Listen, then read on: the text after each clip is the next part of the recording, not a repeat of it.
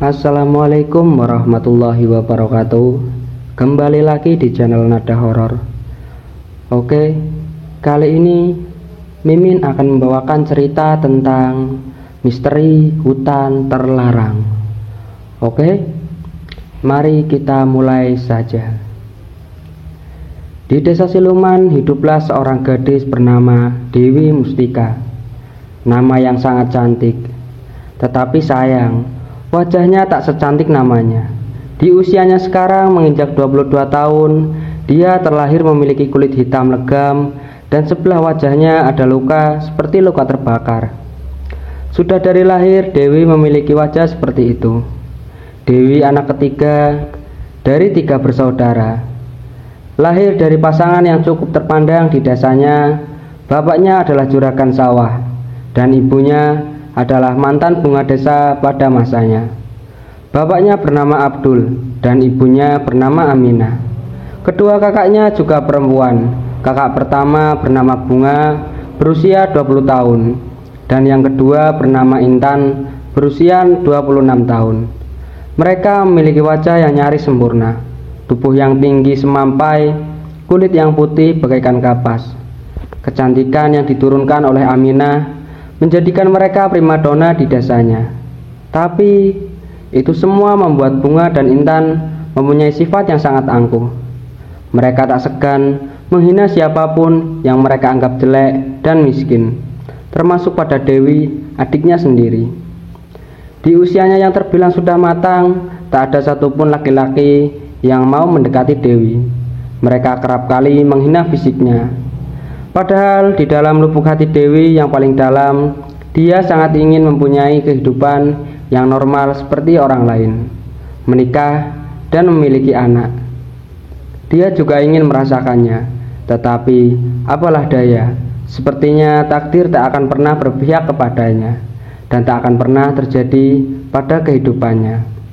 Sedari kecil Dewi sudah terbiasa dicaci maki, apapun dia lakukan sendiri.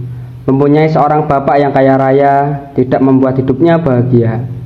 Bapak dan kedua kakaknya sangat membencinya. Mereka bilang Dewi anak pembawa sial, bikin malu keluarga, anak setan, dan kata-kata pedas lainnya. Mereka lontarkan pada Dewi. Hanya Aminah lah yang sangat menyayangi Dewi. Bagi Aminah, anak yang terlahir dari rahimnya semua sama-sama malaikat bagi dirinya. Hampir semua warga di desanya tidak menyukai Dewi. Setiap kali berjumpa, mereka akan menunjukkan sikap tak bersahabat. Sampai suatu ketika ada yang tega meludahi wajahnya. "Cuy, dasar buruk rupa. Sana, jangan dekat-dekat kami. Tak sudi kami dekat-dekat denganmu," ucap mereka kalau Dewi mencoba membaur untuk sekedar mengobrol. Menangis, hanya itu yang bisa Dewi lakukan. Walau dengan menangis tak bisa mengubah keadaan, seenggaknya itu akan mengurangi rasa sesak di dadanya. Mana mau aku sama si Dewi, lihatnya saja aku nggak nafsu. Hahaha. Dewi mendengar segerombolan pemuda sedang tertawa dan mencemooh dirinya. Mereka adalah Baron, Doni, Sanip, dan Joko. Yoi, daripada sama si Dewi, mending sama si Bunga atau si Intan, kakaknya, timbal Doni sambil tertawa. Ya jelas lah, lagian walaupun si Dewi juga anaknya juragan Abdul, tetap saja gue nggak sudi. Masa wajah setampan gue punya istri kayak setan. Mereka terus tertawa, menghina, tanpa tahu kalau Dewi ada di dekat mereka. Karena tak ada jalan lain, terpaksa Dewi melintas di depan mereka. "Nah, tuh orangnya. Hei, Dewi dari mana?" tanyanya seperti meledek. Aku dari warung. Maaf, permisi," ucap Dewi terburu-buru. Karena tak mau bermasalah menjadi panjang, Dewi memilih untuk segera pergi. Au!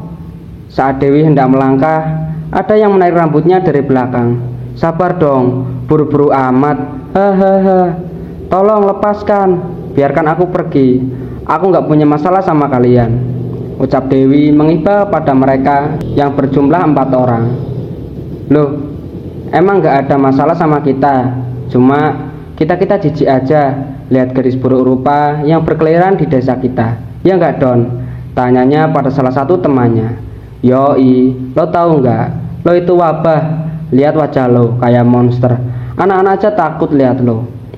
Hina Baron. Sakit. Tentu saja itu yang Dewi rasakan sekarang. Bukan sekali, dua kali mereka menghinanya. Setiap berjumpa, pasti mereka dengan senang dan tertawa menghina Dewi. Mereka berani melakukan itu pada Dewi karena sekalipun Dewi mengadu pada bapaknya, tentu dia yang akan dicaci maki habis-habisan. Mereka tak salah. Kamu yang pantas dihina, anak setan. Selalu itu jawaban yang Dewi dapat saat mengadukan perbuatan warga yang kerap membulinya. Semenjak itu, Dewi tidak pernah lagi mengadu kepada bapaknya, dan warga pun semakin berani kepadanya. Warga berpikir keluarganya juga tak peduli padanya, sementara ibunya tak bisa berbuat apa-apa untuk membela Dewi. Sudah berkali-kali Dewi mencoba untuk bunuh diri, karena sudah tak tahan mendapatkan perlakuan seperti ini. Tapi berkali-kali juga dia gagal. Terkadang dia marah pada Tuhan. Kenapa fisiknya harus seperti ini? Dewi tak sanggup melewati beban hidup yang sangat berat ini. Tetapi ia sadar ini sudah takdirnya. Takdir yang sudah digariskan untuknya.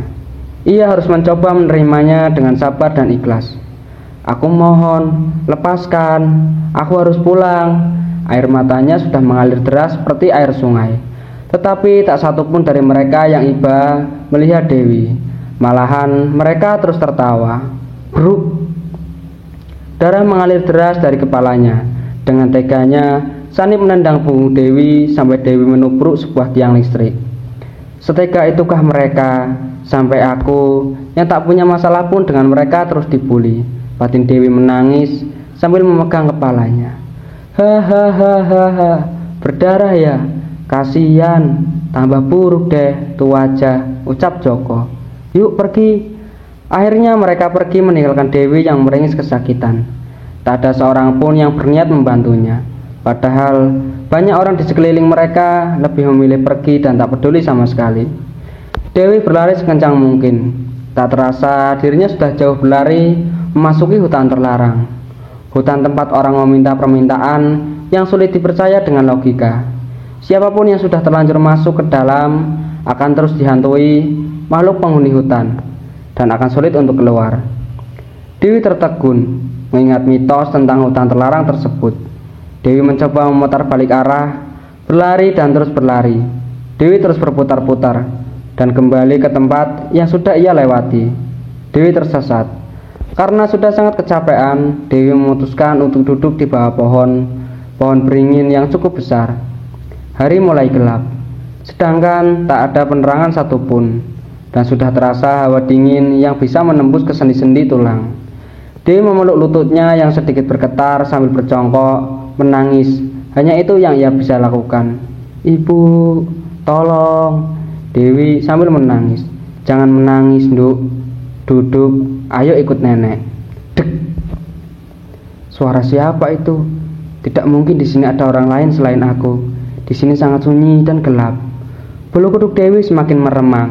Rasa takut sudah mulai merasuki jiwanya. Bergegas Dewi berdiri, bersiap untuk berlari. Ia tak pedulikan ranting-ranting yang menggores tubuhnya, karena ia berlari tanpa melihat sekitar. Yang terpenting sekarang, bagi Dewi, ia harus keluar dari hutan. Jangan takut, Nduk. Nenek akan membantumu. Dewi menghentikan langkahnya saat suara itu terdengar sangat dekat di belakangnya. Mencoba mengumpulkan nyali untuk sekedar menengok ada siapa di belakangnya. Ketika Dewi menengok ke belakang dengan mata yang terpejam, dan saat itu ia membuka matanya. Keributan terjadi di dalam rumah Dewi. Abdul terlihat sedang memarahi Aminah, ibunya Dewi, karena terus-menerus menangis kalau mendapati anak bungsunya tak kunjung pulang selama 1 minggu. Sudah, tak usah kau tangasi anak setan itu. Mati pun dia, aku tak peduli, bentak Abdul pada istrinya sambil berkaca pinggang. Pak, Dewi juga anak kita, sama seperti Bunga dan Intan. Kenapa Bapak selalu membedakan mereka? Ucap Aminah yang menyeka air matanya dengan ujung baju. Diam kau, jangan sebut anak setan itu anakku. Sudah cukup aku mengasihinya, dengan masih mengurusnya sampai dewasa. Sementara dia hanya bisa melemparkan kotoran pada mukaku saja. Apa salahnya, Pak? bukan kemauan dia. Mempunyai wajah yang berbeda dari yang lain tidak salah kan Pak? Itu sudah takdir yang Tuhan berikan untuknya. Aminah tetap membela Dewi, walaupun ia tahu itu tak akan ada gunanya, karena keras kepala suaminya tak akan bisa dikalahkan. Terserah kau, aku capek. Mau sampai kiamat kau tangisi anak itu, aku harap dia tak akan kembali, ucap Abdul berlalu pergi. Aminah bingung dengan apa yang harus ia lakukan. Mengadu pada suaminya tentu tak akan ada solusi. Meminta tolong pada warga pun tentu tak akan ada yang sudi membantunya. Di mana kamu nak? Semoga kamu baik-baik saja, doa Aminah. Aminah putuskan untuk menemui Ustadz Amir, tokoh agama yang cukup disegani di desanya. Tok tok tok. Assalamualaikum. Waalaikumsalam, jawab seorang lelaki yang memakai baju koko lengkap dengan peci putih di balik pintu. Dia adalah Ustadz Amir. Maaf Pak Ustadz, kedatangan saya sudah mengganggu, terang Aminah siang itu di rumah Ustadz Amir. Karena Aminah yakin hanya Ustadz Amir yang akan bersedia membantunya. Tak apa Bu Aminah, saya sedang santai, jawabnya sambil tersenyum. Jadi ada kepentingan apa gerangan Bu?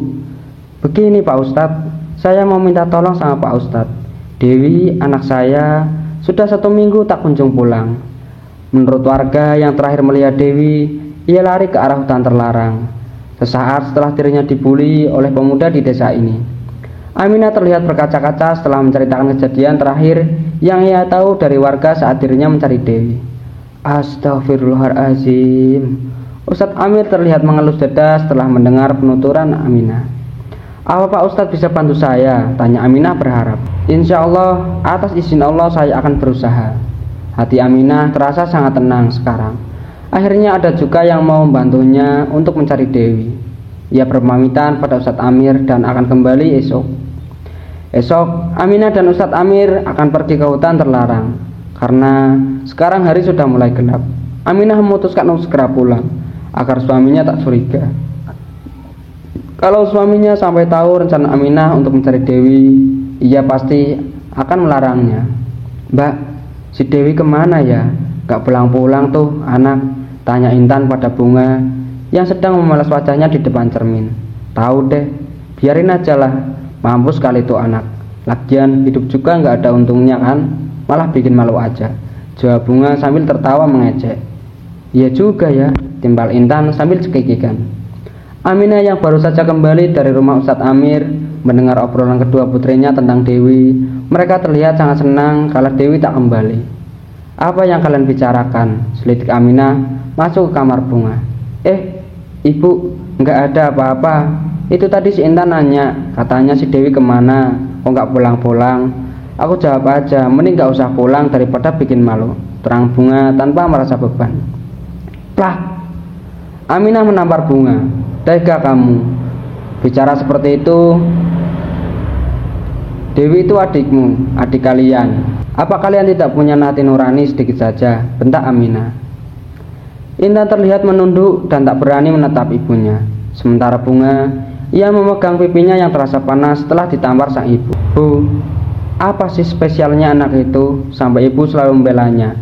Dia itu hanya anak setan Bu. Lihat saja wajahnya yang buruk itu sudah bikin keluarga kita malu.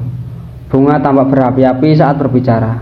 Bunga, Intan, suatu hari nanti saat kalian tahu, kalian akan menyesal karena sudah memperlakukan Dewi seperti ini. Ingat perkataan ibu baik-baik.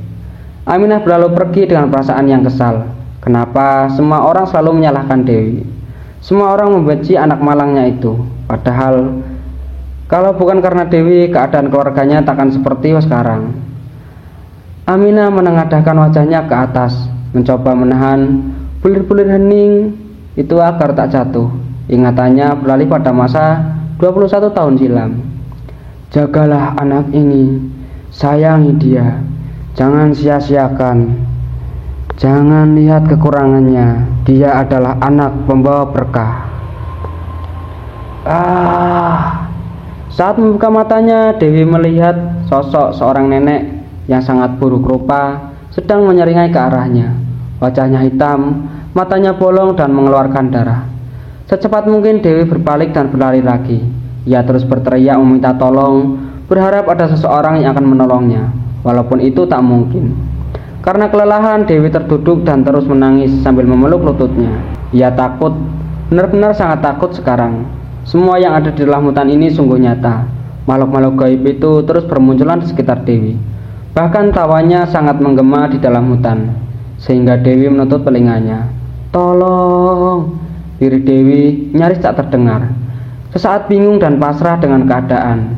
Kalaupun ia tak bisa pulang, ia hanya berharap bisa melihat wajah ibunya, walau hanya untuk terakhir kalinya. Kepala Dewi mendadak pusing. Ia memejamkan matanya berkali-kali untuk menetralkan penglihatannya. Nyatanya Dewi tak kuat dan ambruk setelah itu pingsan. "Nduk, bangun Nduk." Mata lentik itu perlahan membuka matanya. Sejenak matanya terasa silau saat mentari menyorot wajahnya. Di depannya telah tersenyum seorang wanita parubaya yang selalu ia sebut di hatinya. "Ibu," lirih Dewi. Ia mengadarkan pandangannya ke sekeliling dan berusaha mengingat apa yang telah terjadi. "Aku di mana?" "Kamu sekarang aman, Duk. Sekarang kita ada di rumah Ustadz Amir," jawab Aminah. Tak lama setelah pintu diketuk, masuklah Ustadz Amir dan istrinya. "Dewi sudah sadar?" tanya Bu Siti, istri Ustadz Amir. Dewi mengangguk lemah dan berusaha untuk bangkit agar bisa duduk. Namun Aminah melarangnya karena ia masih sangat lemah. "Tidur saja, Nduk, kamu masih lemah," larang Aminah, berusaha menahan tubuh Dewi yang hendak bangun. "Dewi, tiduran aja." "Nggak apa-apa, kamu masih lemah. Dan kamu makan dulu ya. Ini istri saya sudah bawakan makan," ucap Ustadz Amir. Dan Bu Siti seketika memberikan makanan pada Aminah agar bisa menyuapi putrinya. Dewi tampak sangat lahap sekali, sampai mulutnya penuh makanan, dan mengunyahnya dengan sangat cepat, seolah takut kehabisan. "Kamu pasti lapar, Nduk. Seminggu kamu tak pulang," terang Aminah. "Seminggu?" Dewi terlihat heran mendengar cerita ibunya. Seperti tahu apa isi pikiran Dewi, Ustadz Amir langsung menjawabnya. "Memang kita tidak akan tahu kehidupan di dunia lain sana. Terkadang kita merasa kalau di sana kita hanya sehari, walau sehari itu terasa lama, padahal lamanya itu karena kita sebenarnya sudah berhari-hari. Jadi kesimpulannya, orang yang tersesat di alam gaib satu hari itu padahal sudah 1 minggu di dunia nyata."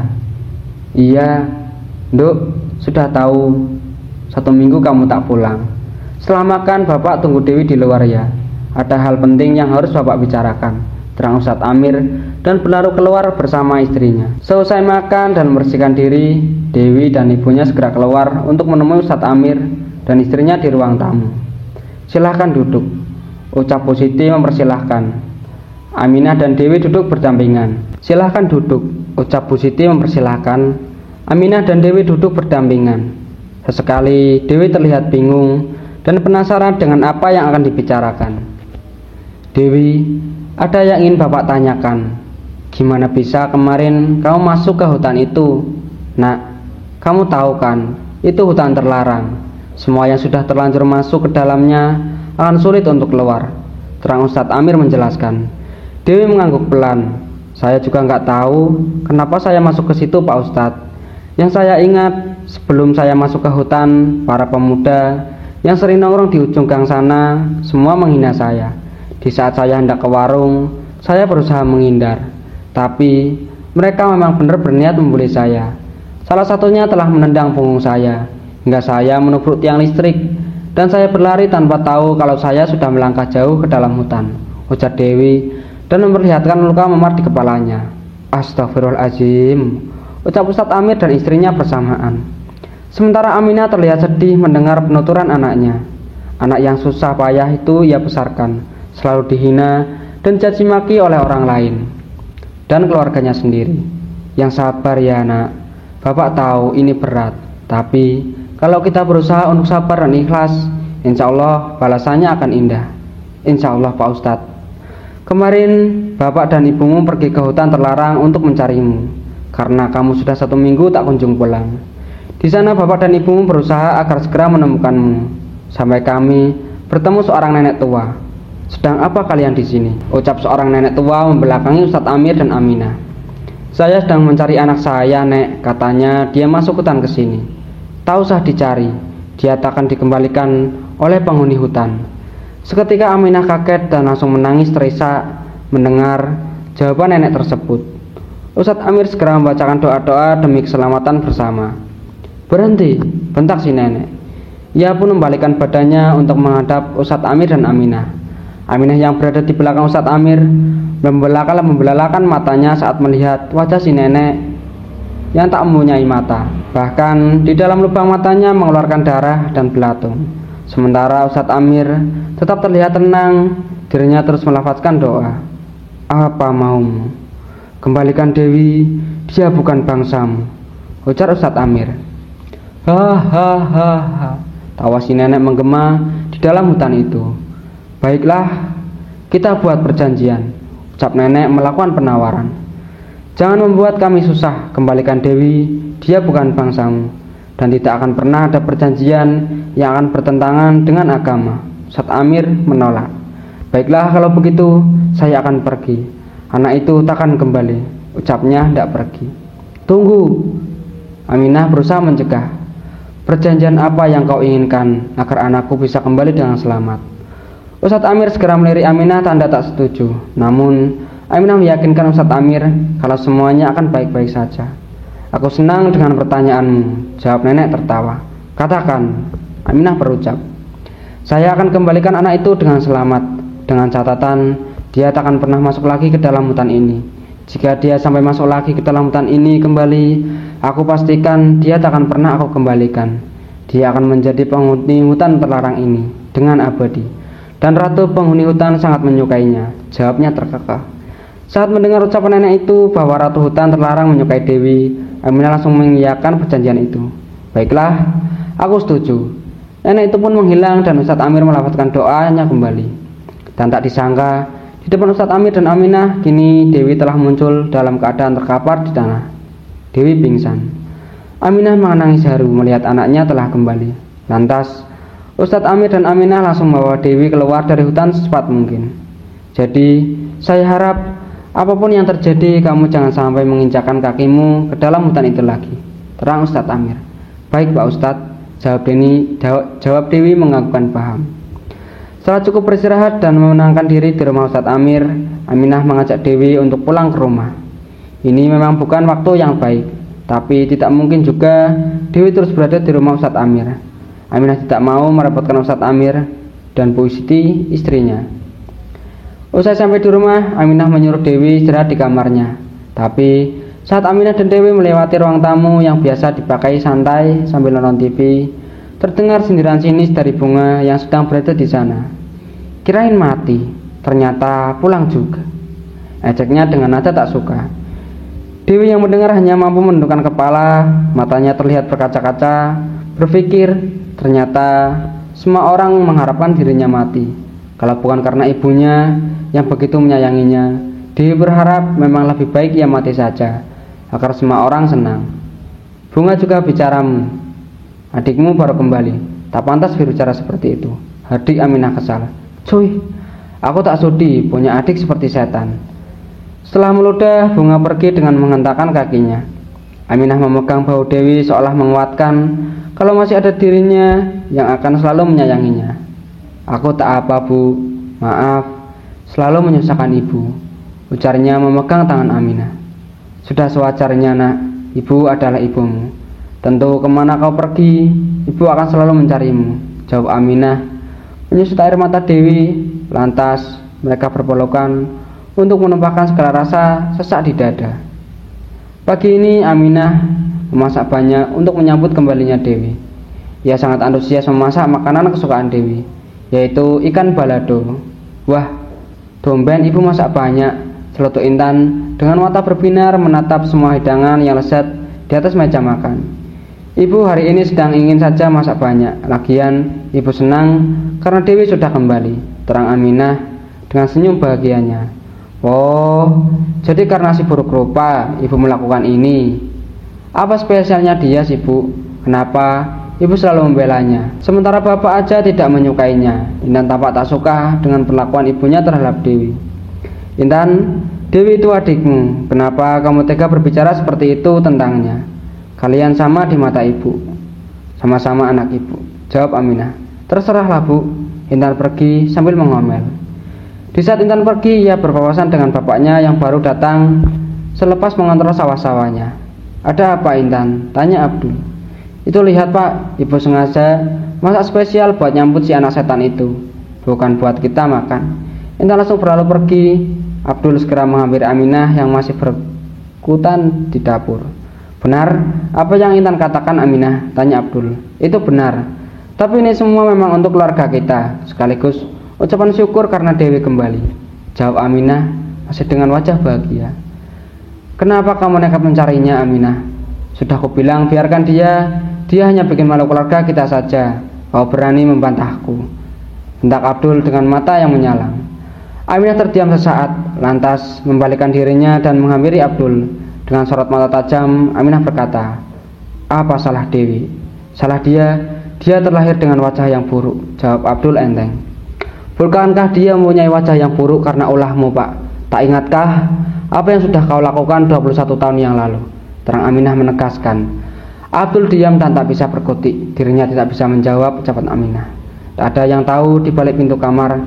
Dari tadi Dewi mendengarkan semua percakapan bapak dan ibunya. Jadi, aku begini karena bapak, lirik Dewi dengan sorot mata penuh kebencian. Di rumah juragan Abdul akan diadakan acara lamaran. Bunga akan dilamar oleh seorang anak dari kepala desa sebelah. Sebut saja namanya Andi. Di dalam kamarnya, Bunga terlihat antusias memilih-milih baju apa yang akan dia kenakan saat pacarnya datang nanti. Berkali-kali dirinya berputar-putar di depan cermin. Betapa beruntungnya dirinya kalau akan dipersunting anak dari seorang kepala desa. Wah, Kak Bunga cantik, puji Intan. Iya dong, siapa dulu yang akan menolak pesona seorang Bunga? Jawabnya dengan bangga. Ceklek. Terlihat Aminah membuka pintu kamar Bunga. Kamu sudah siap, Nduk? Tanya Aminah. Udah bu, apa Andi sudah datang? Tanyanya dengan tak sabar. Belum, sebaiknya kamu keluar. Bapak sudah menunggumu. Mungkin sebentar lagi Andi datang. Baiklah, 5 menit lagi aku ke sana. Setelah dirasa sempurna, Bunga dan Intan segera menghampiri bapak dan ibunya yang sudah menunggunya di ruang tamu. Bunga sangat cantik memakai kebaya berwarna peach dipadukan dengan kain jari berwarna hitam. Tak lupa rambutnya sedikit diikat ke atas. Bunga duduk di sebelah ibunya, diikuti oleh Intan. Aminah, jangan biarkan Dewi keluar. Aku nggak mau calon besanku nanti jijik melihat wajahnya. Loh, kenapa harus seperti ini pak? Dewi juga berhak merasakan kebahagiaan kakaknya, jawab Aminah protes. Tidak bu, aku tidak mau keluarga Andi nanti melihat Dewi. Bunga mulai melarang. Tapi kalau ibu tetap mengizinkan Dewi berkumpul bareng kita di sini, aku takkan segan tak menganggap ibu sebagai ibuku lagi, karena ibu akan merusak kebahagiaanku. Aminah tak bisa membantah ucapan Bunga. Ia tak mau sesuatu hal terjadi di dalam keluarganya. Dengan terpaksa, ia mengiyakan permintaan Bunga. Baiklah, jawab Aminah dan berlalu pergi. Di dalam kamar, Dewi juga sangat senang dengan adanya acara lamaran Bunga. Sekalipun Bunga dan Intan selalu jahat terhadapnya, dia tetap menyayanginya. Tak lama, masuklah Aminah ke kamar Dewi. Duk, panggil Aminah dengan lembut. Iya bu, jawab Dewi tanpa melirik Aminah. Ia tengah asyik berdandan. Sebaiknya kamu tunggu di sini saja ya Nduk, jawab Aminah dengan nada sedih. Dewi menghentikan aktivitasnya dan berbalik menghadap ibunya. Apa bapak melarangku untuk melihat acara lamaran Kak Bunga? Tanya Dewi dengan lirih.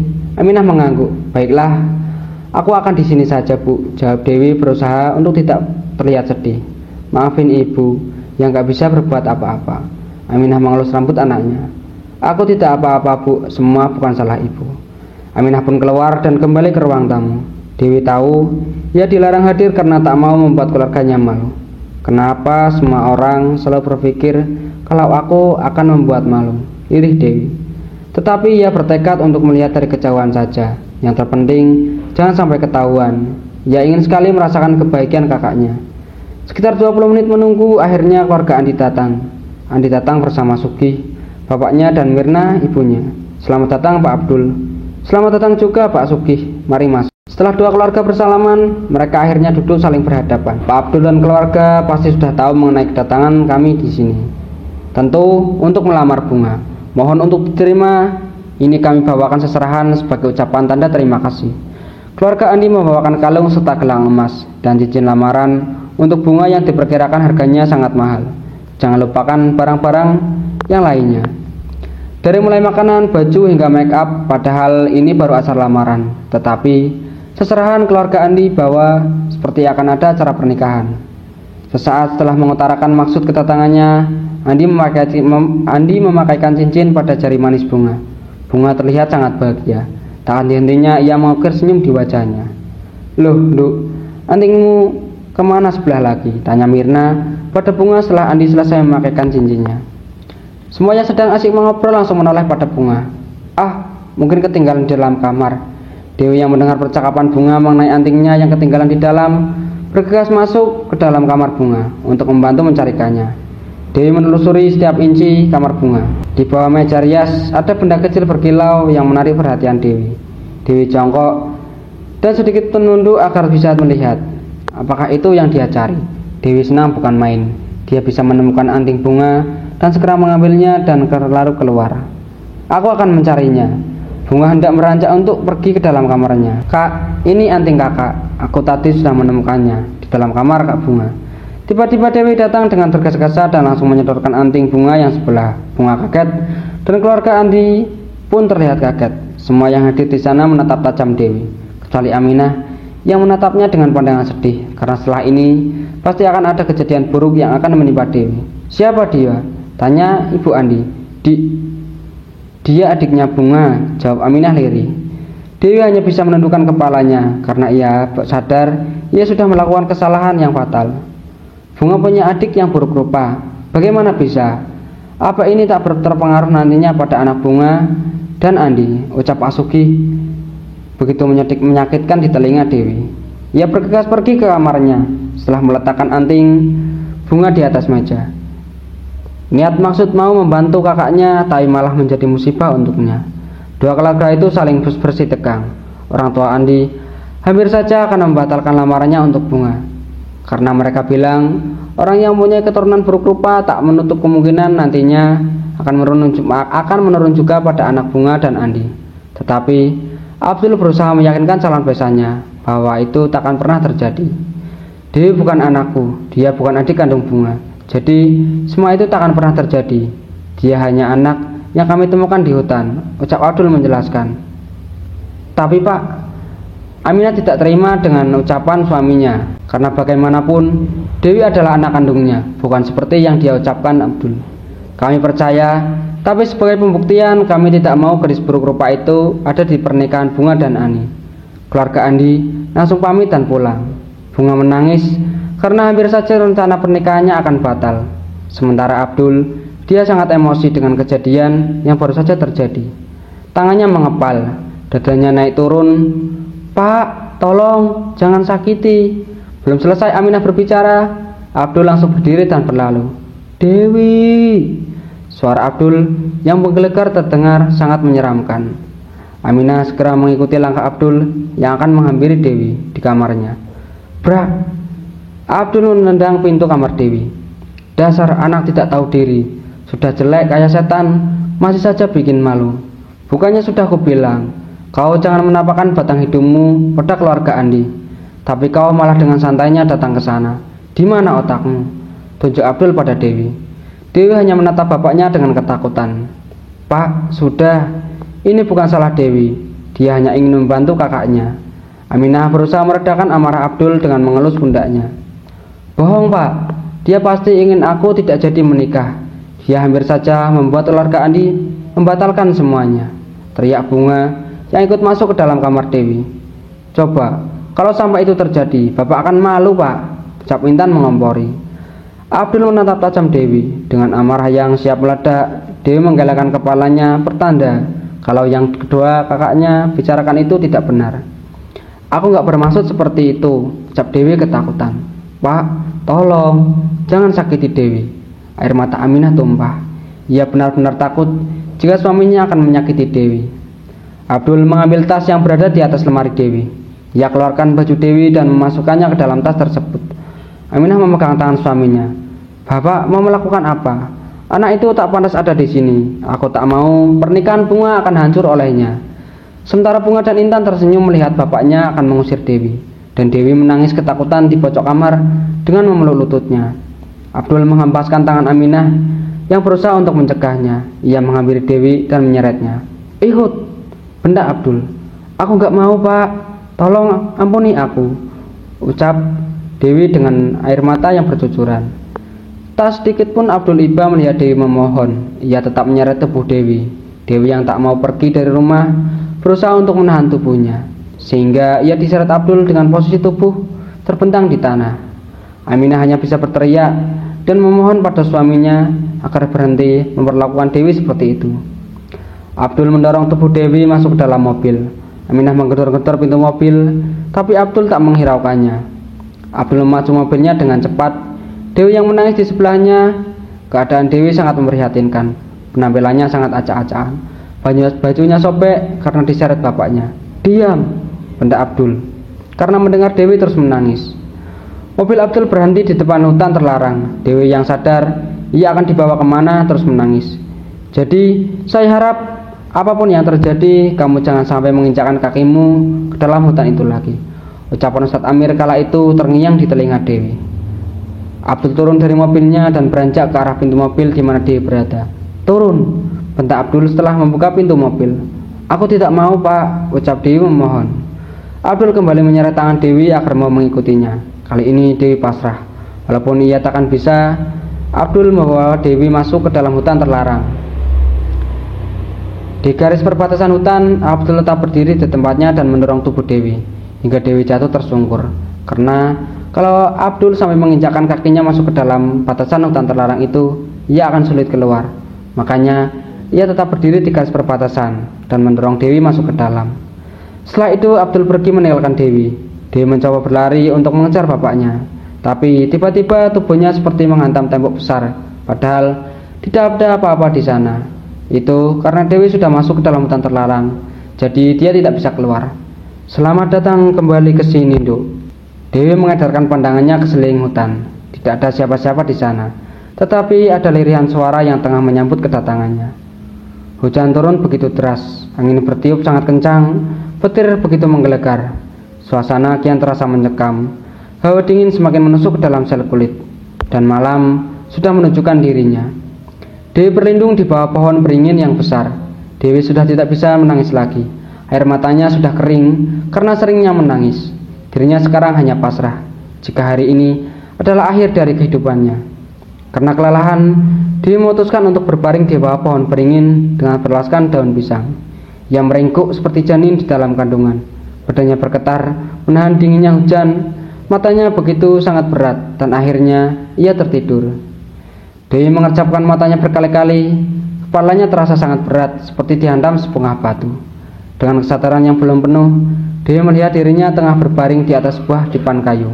Padahal seingatnya dia tadi tidur berlaraskan daun pisang. Dewi berusaha bangkit untuk tidur. "Kamu sudah bangun, Nduk?" Seseorang nenek datang dengan membawa sepiring makanan di tangannya. Badannya sedikit membungkuk, rambutnya pun telah memutih semua. "Nenek siapa?" tanya Dewi ketakutan. Ia teringat seorang nenek yang ia temui saat di dalam hutan terlarang. Seorang nenek-nenek hantu tanpa bola mata. "Kamu jangan takut, Nduk. Nenek akan membantumu." "Aku di mana?" "Kamu di dalam gubuk nenek." "Apa ini masih di dalam hutan terlarang?" Nenek itu pun menganggukkan kepalanya. Dewi beringsut mundur dari hadapan si nenek. Ia takut karena nenek di hadapannya pasti adalah nenek setan waktu itu. Berarti nenek adalah nenek. Belum selesai Dewi berucap, wujud nenek itu berubah menjadi nenek setan yang Dewi lihat beberapa hari yang lalu. Hihihihi. Tawa nenek itu sungguh sangat mengerikan. Bulu kuduk Dewi berdiri. Ia menangis sambil menutup matanya. "Tolong, pergi dari sini," Dewi berteriak histeris. Di saat tak terdengar kembali tawa si nenek tua itu, Dewi perlahan membuka matanya dan di depannya masih ada nenek itu, tapi dengan wujud yang berbeda, tidak seperti nenek setan tadi. "Tolong, jangan sakiti aku, Nek. Aku mohon, ucap Dewi mengibah. Jangan takut, Nduk. Nenek takkan menampakkan wajah seram nenek lagi padamu. Nenek akan membantumu. Tidak usah, Nek. Aku ingin pulang. Aku mohon. Kamu yakin mau pulang? Dewi mengangguk cepat. Apa kamu yakin kalau bapakmu takkan membuangmu ke sini lagi? Dewi terdiam. Ia tak bisa menjawab pertanyaan si nenek. Kamu tak usah takut pada nenek. Nenek tidak jahat. Justru nenek akan membantumu untuk membalas dendam pada mereka yang sudah banyak menyakitimu. Pikiran Dewi berputar, mengingat hinaan-hinaan dari bapak dan kakaknya. Belum dari warga kampung yang jijik kepadanya. Akankah dia menerima tawaran si nenek untuk membantunya? Nenek akan membantumu menjadi sangat cantik, sampai mereka takkan mengenalimu. Dan balaslah dendammu, termasuk pada bapakmu, karena ia yang berperan penuh dalam penderitaanmu. Nenek tahu sesuatu. Dewi berusaha terus berbicara dengan nenek itu, walau rasa takut masih bersarang di jiwanya. Ia kesampingkan dulu itu semua karena rasa penasaran yang begitu besar. Tentu saja nenek tahu semuanya. 21 tahun yang lalu, Abdul tengah menangis karena rumahnya mengalami kebakaran yang begitu hebat, sehingga membuat semua hartanya terbakar. Bahkan korbannya adalah Bunga dan Intan. Bunga dan Intan yang waktu itu sedang berada di dalam rumah tak bisa menghindari api yang sudah melalap tubuhnya.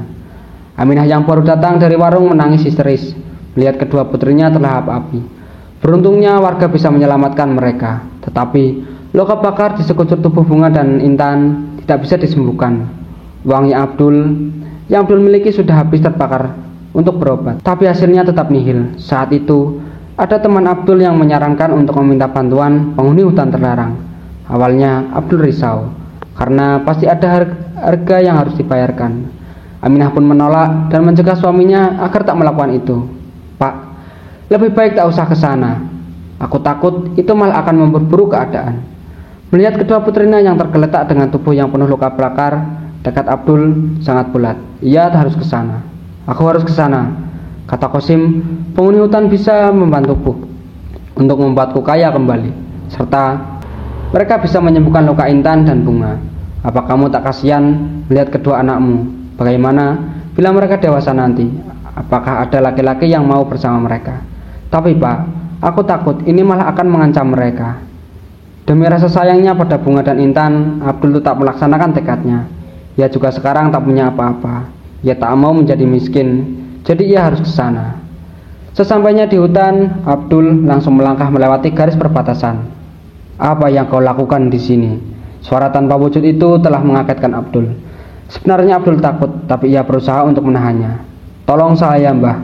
Saya mau kaya kembali. Saya mau anak-anak saya sembuh seperti dulu, jawab Abdul. Angin bertiup sangat kencang dan muncullah sosok nenek di dalam asap itu. Kula nuwun, Mbah. Salam Abdul. Apa kamu yakin dengan permintaanmu? 100% saya yakin, Mbah. Baiklah. Aku akan membantumu untuk bertemu ratu penghuni hutan terlarang ini. Ingat, jangan pernah berani mundur, karena kau sudah jauh melangkah, ucap si nenek memperingatkan. Abdul mengikuti nenek itu ke dalam sebuah gua. Di dalam gua, ia melihat seorang wanita yang sangat cantik, mengenakan pakaian kerajaan, sedang duduk di singgasana. Tak lupa para dayang yang berjajar di sebelahnya. Kula nuwun Kanjeng Ratu, saya membawa seorang pria yang ingin meminta kekayaan. Ratu itu tersenyum dan mengibaskan tangannya, bertanda agar si nenek pergi. Nenek dan para dayang itu pun pergi meninggalkan Ratu dan Abdul berdua. Hanya kekayaan yang kau inginkan? Tanya Ratu sambil menatap Abdul. Aku ingin kedua anakku sembuh dari penyakitnya, Ratu, ucap Abdul sambil duduk bersimpuh. Itu gampang, asal kau terima syarat yang aku berikan. Kalau boleh tahu, apa syaratnya, Ratu? Kau harus bertapa di sini selama 7 hari 7 malam.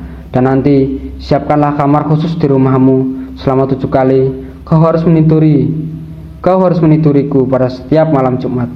Jika kau sudah berhasil, maka hartamu akan terus bertambah tanpa kau bekerja, dan anakmu akan kembali sembuh seperti dulu. Dan satu lagi, aku akan menitipkan seorang anak pada rahim istrimu, dan kau harus menjaganya. Jangan menyakitinya, walaupun seperti apapun nanti wujudnya. Jika kau berani melanggar, suatu hari semua akan berbalik padamu. Tanpa memikirkan resikonya, Abdul mengiyakan syarat yang ratu penghuni hutan itu berikan. Pertama, Abdul berhasil bertapa selama 7 hari 7 malam. Kedua, di rumahnya ia telah menyiapkan kamar khusus untuk menyambut kedatangan ratu penghuni hutan. "Loh, Pak, kenapa kamarnya dikunci?" tanya Aminah heran melihat gelagat suaminya. "Jangan banyak bertanya, aku peringatkan. Kau atau siapapun jangan sampai masuk ke dalam kamar ini. Mengerti?" Walaupun penasaran, Aminah mengiyakan peringatan suaminya. Di malam itu, malam pertama di hari Jumat Kliwon, Abdul telah berada di dalam kamar yang sudah ia sediakan untuk ratu penghuni hutan. Setelah menyiapkan beberapa sesajen, Abdul membaca mantra untuk memanggil ratu penghuni hutan. Muncullah kepulan asap, diikuti wujud sang ratu. Ratu itu langsung melucuti satu persatu pakaiannya, dan ia merebahkan dirinya di atas kasur tanpa selai benang pun. "Kemarilah, puaskan aku, maka aku akan memberikan apapun yang kamu mau." Abdul mendekati ratu. Ratu membelai wajah Abdul dari atas hingga ke bawah kecantikan Abdul. Merasa ada yang tegang di bawah sana, Abdul segera membuka pakaian dan celananya. Lolongan anjing di dalam hutan tak berhenti meraung. Mereka menjadi saksi penyatuan seorang ratu hutan terlarang dengan seorang pria biasa. Setelah puas, ratu pergi dengan meninggalkan Abdul beberapa kepok uang di atas kasur. Abdul menatap itu semua dengan mata yang berbinar. "Aku berhasil, hahaha." Dan seterusnya setiap malam Jumat, Abdul akan memuaskan sang ratu. Sampai di malam Jumat yang terakhir, Aminah curiga dengan tingkah suaminya. Ia berusaha mengintip di balik celah pintu kamar. Ia ingin tahu apa yang suaminya lakukan di dalam kamar. Karena saat pulang dari hutan beberapa hari yang lalu, Abdul tak berbicara apa-apa. Bagi disambar petir di siang bolong, Aminah kaget melihat suaminya tengah berjumpa dengan seorang wanita cantik. Aminah berlari ke kamarnya, ia menangis sesenggukan. Namun, ia tak bisa berbuat apa-apa untuk mencegah suaminya. Pagi hari, Abdul terus saja tersenyum melihat uang yang ia dapatkan sudah begitu banyak. "Pak, sini Pak," teriak Aminah dari dalam kamar. Abdul bergegas lari menghampiri Aminah. "Ada apa?" teriak Abdul panik. "Lihat Pak." Mata Abdul tampak memancarkan kebahagiaan saat melihat kedua putrinya yang sudah sembuh kembali. Kulitnya yang tadinya menghitam akibat luka bakar, kini telah hilang tanpa bekas. Yang awalnya mereka hanya bisa berbaring di atas kasur, kini Bunga dan Intan sudah bisa berjalan kembali. "Anak-anakku," Abdul memeluk kedua putrinya. Ia sangat benar-benar bahagia. "Apa Bapak benar-benar ke sana?" Aminah bertanya dengan raut wajah khawatir. "Tentu saja, Aminah. Kau pikir dari mana Bunga dan Intan bisa sembuh?" Lalu, wanita yang di kamar semalam, Aminah membekap mulutnya karena ia terkeceplosan. "Kau mengintip? Lancang sekali kau, Aminah," ucap Abdul marah. "Maafkan aku." "Lalu, siapa wanita itu?" "Kau tidak perlu tahu urusanku." Setahun kemudian, Aminah melahirkan kembali seorang anak perempuan, dan anak itu membuat Abdul kaget bukan kepala. Anak itu memiliki wajah yang sangat buruk dibandingkan dengan Bunga dan Intan dulu. Abdul merasa malu kembali karena semua warga berbisik membicarakan bayi yang istrinya lahirkan. Aminah menangis melihat anaknya yang sangat buruk, wajah hitam legam, dan dia sangat menyeramkan. "Pak, kenapa anak kita seperti ini?" tanya Aminah. "Maafkan aku, Aminah. Ini adalah konsekuensi untuk hal yang aku minta pada penghuni hutan. Jadi, aku seperti ini karena Bapak." Dewi berubah. "Panggil saya Nenek Laksmi." Dewi mengangguk paham. "Apa yang harus saya lakukan, Nek?" "Kamu tak perlu khawatir setelah ini. Nenek akan mempertemukan kamu dengan Kanjeng Ratu hutan terlarang. Tapi sebelum itu makanlah dulu. Setelah selesai, temui nenek di belakang," ucapnya dan berlari pergi. Sebenarnya Dewi tak nafsu makan setelah mendengar cerita Nenek Laksmi soal bapaknya. Tetapi demi menjaga kewarasan dan demi menampakkan kekuatan, Dewi berusaha untuk menelan makanan yang sudah Nenek Laksmi berikan walaupun terasa hampa di tenggorokan. Selesai makan, Dewi segera menghampiri Nenek Laksmi. "Nek, aku sudah selesai makan." Kali ini tidak ada lagi raut ketakutan di wajah Dewi. Baginya, yang terpenting sekarang adalah harus bisa membalaskan rasa sakit hatinya pada semua orang yang sudah menghinanya. "Pakailah kain ini." Tak mau banyak bertanya, Dewi langsung memakai kain yang Nek Laksmi berikan. "Saya sudah siap, Nek." Nek Laksmi tersenyum dan langsung menyuruh Dewi mengikuti langkahnya. Setelah beberapa menit menempuh perjalanan, akhirnya mereka sampai di sebuah gua. Gua yang terlihat sangat menyeramkan dan mencekam. "Ayo masuk." Dewi terus menengok Nek Laksmi. Dewi menatap takjub setelah masuk ke dalam gua. Singgasana Pak Kerajaan telah terpampang nyata di depan seorang wanita cantik duduk di sana. "Apakah itu ratu?" gumam Dewi. Nek Laksmi segera duduk bersimpuh, sementara Dewi masih tetap berdiri karena bingung harus bersikap bagaimana. "Kula nuwun Kanjeng Ratu, saya bawa anak Abdul yang dulu pernah mengabdi pada Ratu." Ratu melirik Dewi sekelias. Dewi salah tingkah dibuatnya dan hanya bisa menundukkan kepala dan menyusul nenek Laksmi untuk duduk bersimpuh. Dewi, senang bertemu denganmu, ucap Ratu dengan senyuman. Terima kasih Ratu, kau pasti sudah mendengar cerita tentang bapakmu kan?